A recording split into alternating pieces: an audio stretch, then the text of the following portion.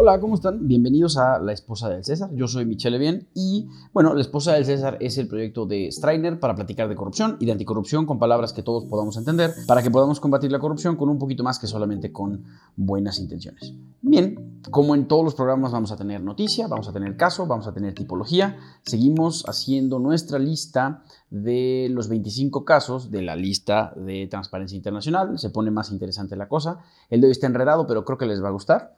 Pero primero vamos con la noticia. Bueno, la noticia de hoy tiene que ver con Rusia. Como de costumbre, Rusia no decepciona. Y la verdad es que estamos teniendo un problema muy grave internacionalmente con Rusia. Básicamente el gobierno de Rusia y su Ministerio de Justicia presentaron una propuesta de ley para que los servidores públicos tengan ciertas situaciones en las que no les hagan nada por cometer actos de corrupción, en lo que ellos llaman circunstancias excepcionales. Exonerarlos de consecuencias de la corrupción porque solo se vive una vez, supongo. Vamos a platicar un poquitín de la iniciativa.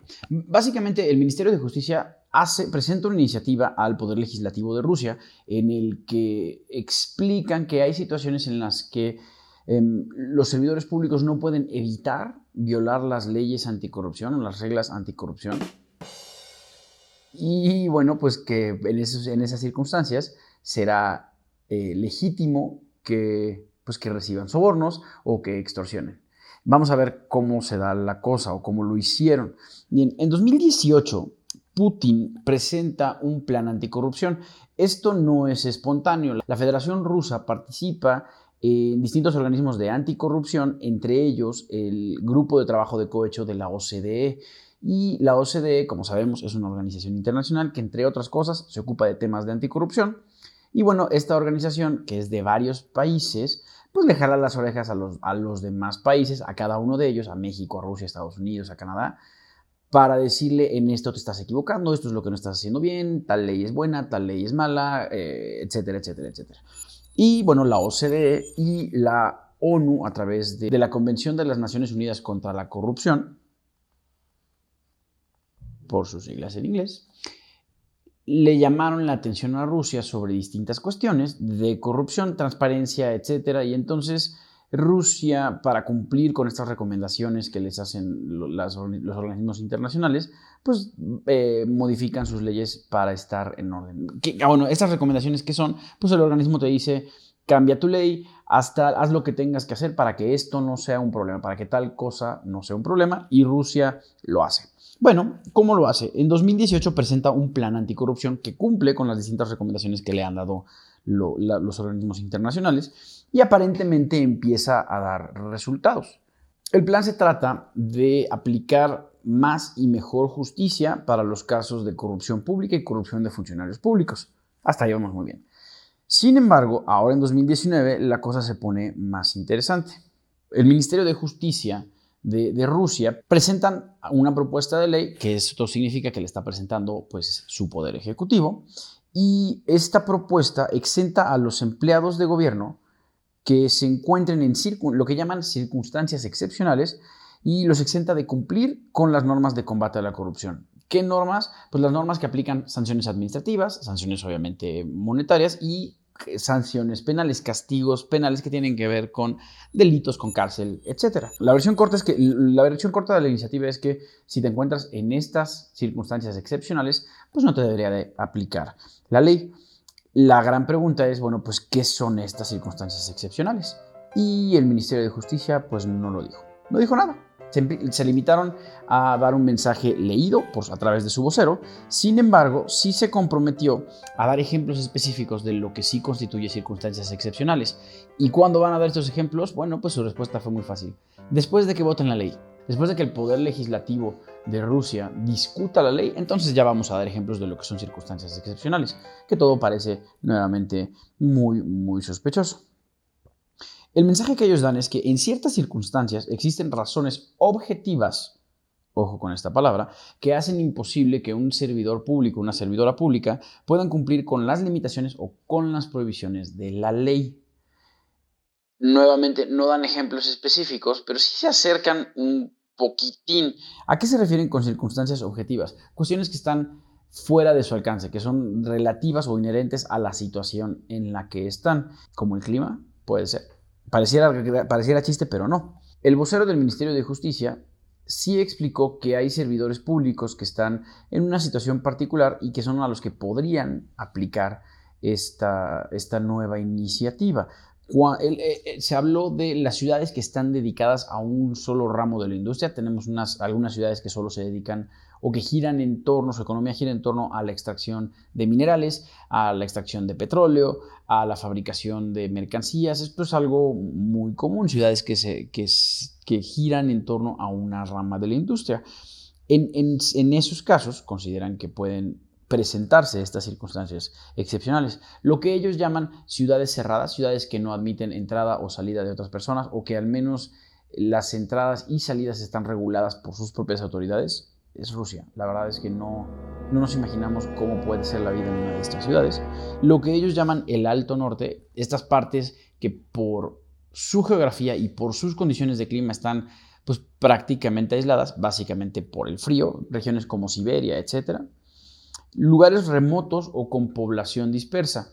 Es difícil llegar a ellos o tienen una población pequeñita y bueno, todas las personas se conocen o son tan pocos que se conocen y es difícil evitar estas circunstancias. Las personas, ya estando aquí ya la cosa se empieza a poner interesante y despierta dudas. Personas que tengan enfermedades crónicas graves, no me imagino cómo puede ser. Si la circunstancia extenuante te obliga a recibir un soborno para tratar tu enfermedad, entonces ¿lo vamos a permitir? No lo entiendo. Y este ejemplo es interesante.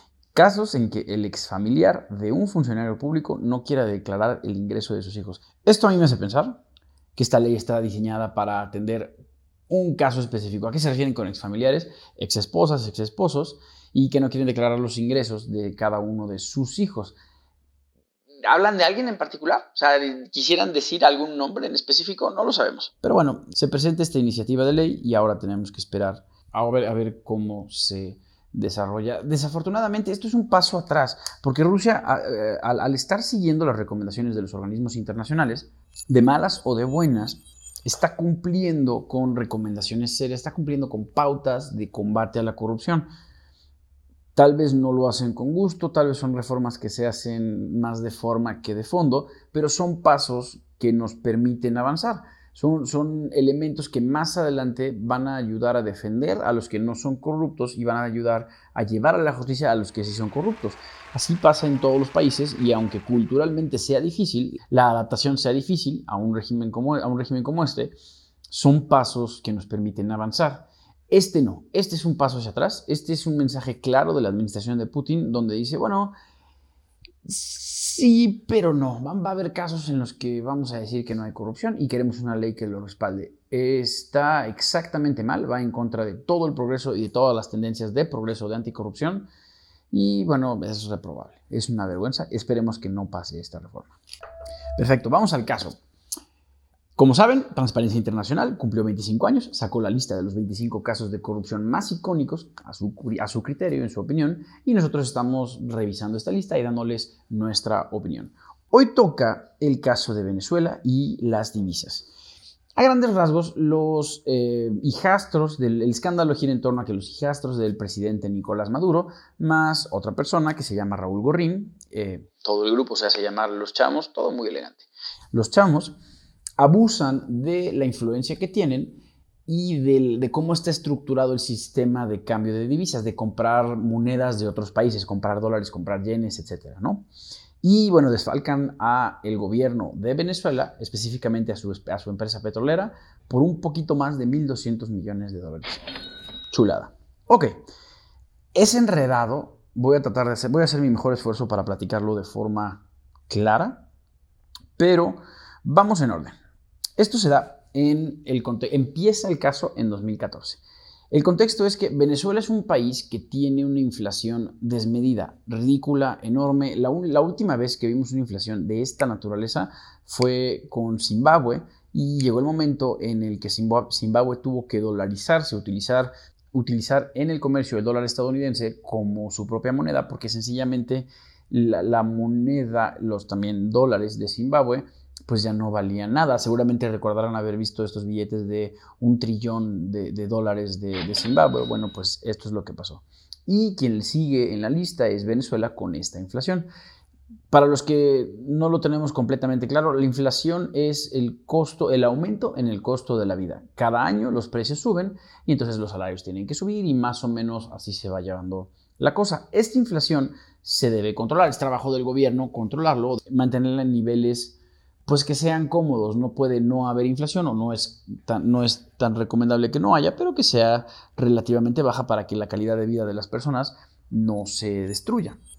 Bien, pues esto es lo que pasó en Venezuela. En Venezuela, la moneda de Venezuela es el bolívar y ha tenido ciertos matices, ciertos cambios, pero para nuestros efectos, es el bolívar. El bolívar ha bajado de su valor a raíz de que, básicamente, fluctuaciones en el mercado de petróleo. El petróleo es el principal ingreso de Venezuela. Ok, terminamos con la parte aburrida.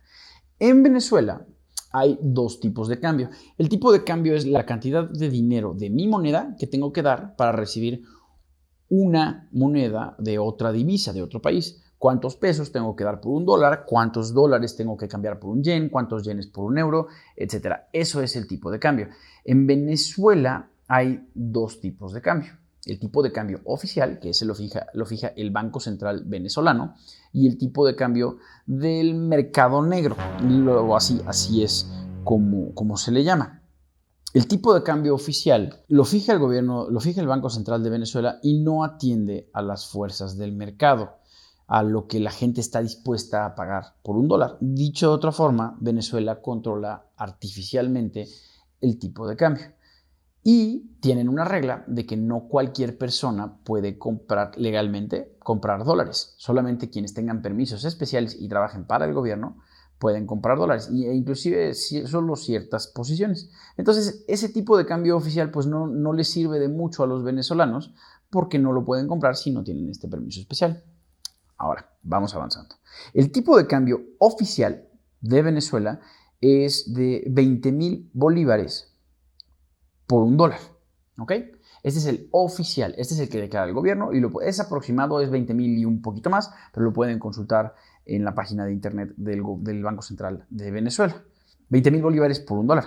Como les comentaba, bueno, pues se necesita un permiso especial para poder comprar dólares. Y tenemos, por el otro lado, el tipo de cambio del mercado negro. Y este, nuevamente, atiende a las fuerzas del mercado. Lo desconozco porque es el tipo de cosa que se conoce entre la gente de Venezuela y, bueno, se hace de forma clandestina.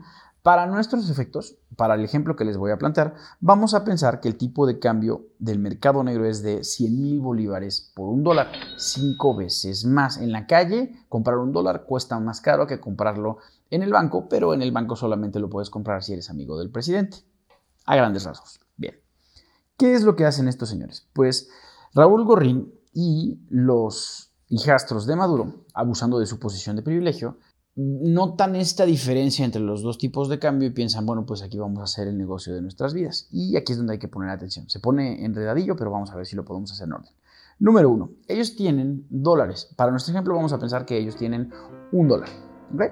Venden al tipo de cambio del mercado negro, venden en la calle ese dólar. Y entonces ese dólar vale, 100,000 bolívares. Reciben a cambio de ese dólar 100,000 bolívares. Perfecto. Paso número 3. Le prestan dinero a Petróleos de Venezuela. Petróleos de Venezuela es la empresa paraestatal o la empresa de propiedad del Estado que se dedica a la producción de petróleo y a la refinación de combustibles. Estos señores le prestan dinero, abusando de su autoridad, porque claro, son amigos del presidente, le prestan dinero a Petróleos de Venezuela y ese préstamo se hace en bolívares. Ellos le entregan ese dólar, le entregan esos 100,000 bolívares a Petróleos de Venezuela, a la empresa del gobierno. ¿Okay?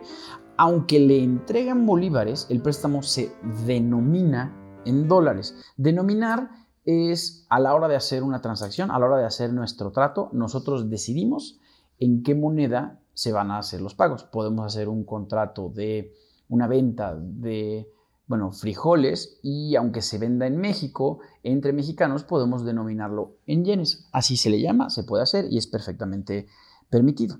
Se presta en bolívares, 100,000 bolívares, pero se denomina en dólares. Y como Petróleos de Venezuela es parte del gobierno, tienen la obligación de seguir la tasa de cambio o el tipo de cambio oficial. Entonces, aunque ellos entregan $1, que son 100,000 bolívares, Petróleos de Venezuela lo tiene que tomar como si fueran 5, porque a la tasa de cambio oficial el dólar vale 20,000 bolívares. Y paso 6, Petróleos de Venezuela, esto está mal, lo siento. Petróleos de Venezuela paga ese préstamo al tipo de cambio oficial y entonces les entrega $5. De esta forma, compran a un precio, venden a otro y lo repiten las veces que sea necesario y terminan sacando ese dinero de Petróleos de Venezuela. Lo hacen tantas veces que logran llevarse $1,200 millones. Se me acaba el espacio para poner los ceros. Es una cosa vergonzosa.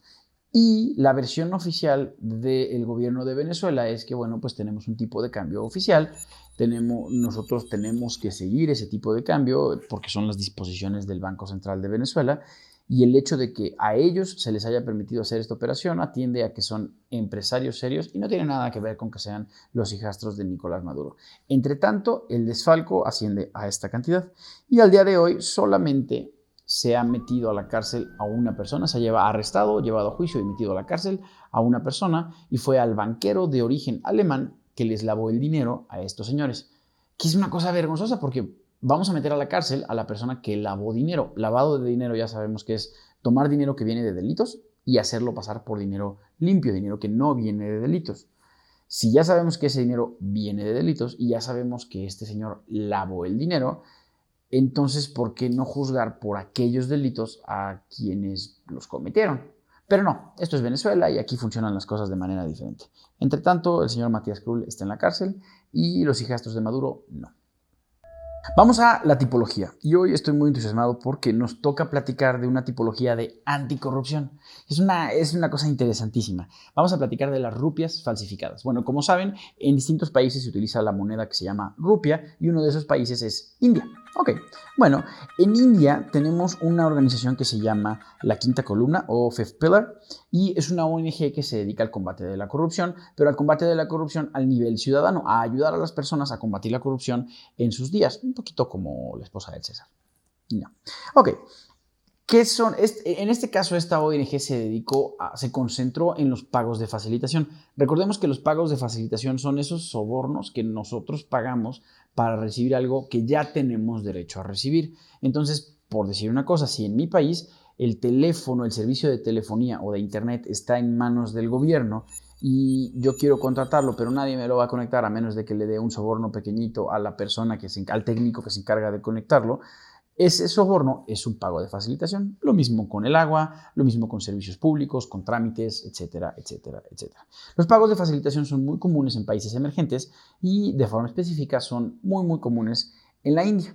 Normalmente un pago de facilitación en la India para realizar cualquier tipo de operaciones es de 50 rupias.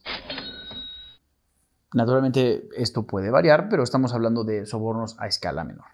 Bueno, pues lo que hizo la Quinta Columna, lo que hizo esta ONG fue imprimir billetes falsos de rupias que son casi idénticos a los billetes de 50 rupias, lo pueden ver aquí en la pantalla.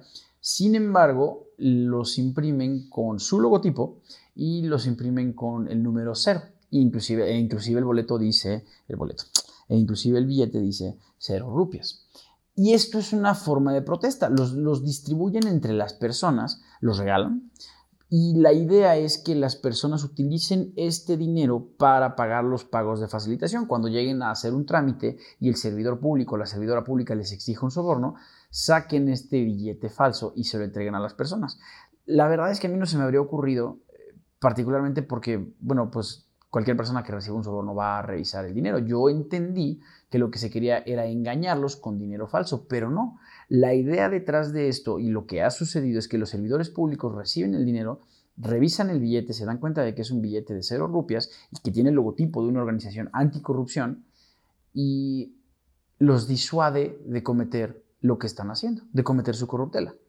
El resultado que les ha dado, no en todos los casos, pero el resultado que les ha dado es que los servidores públicos se indignan un poco, se molestan, se quedan callados, resuelven el trámite y ya no les piden dinero.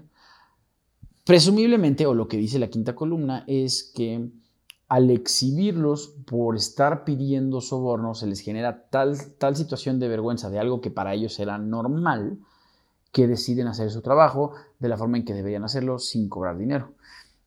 No es una cuestión que esté libre de riesgo, no es una cosa particularmente infalible, pero sí es una solución creativa para enfrentar el soborno y la extorsión. Recordemos que esto es extorsión al nivel de la calle. A mí, que soy ciudadano, que me exigen el pago de estos sobornos, pues ¿cómo puedo generar una protesta seria? Y esto hace que ellos vean que el ciudadano que a nivel de la calle no está solo y que está asesorado por organizaciones que se dedican a esto, que entienden de esto. Y bueno, pues tal vez haya quien devuelve el billete y simplemente le diga, deme un billete de verdad. Seguramente ha pasado.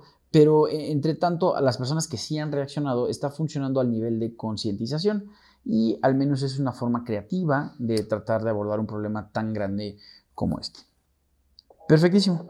Pues muchas gracias por estar con nosotros. Esto fue La Esposa del César y yo soy Michelle Levien. Los dejo diciéndoles, como siempre, por favor, hay que denunciar la corrupción, pero con mucho cuidado. Si no están seguros de que lo que están viendo es un acto de corrupción o no están completamente convencidos de que ustedes están físicamente seguros, no hagan nada. Acérquense a quien les pueda ayudar. Con mucho gusto nos pueden escribir a info@strainer.mx o pueden entrar a la página strainer.mx para encontrar instrucciones de cómo hacer denuncias anónimas a través de la red oscura para que ustedes estén completamente anónimos y seguros. Por favor, con mucho cuidado. Muchas gracias por estar con nosotros y que tengan feliz lunes.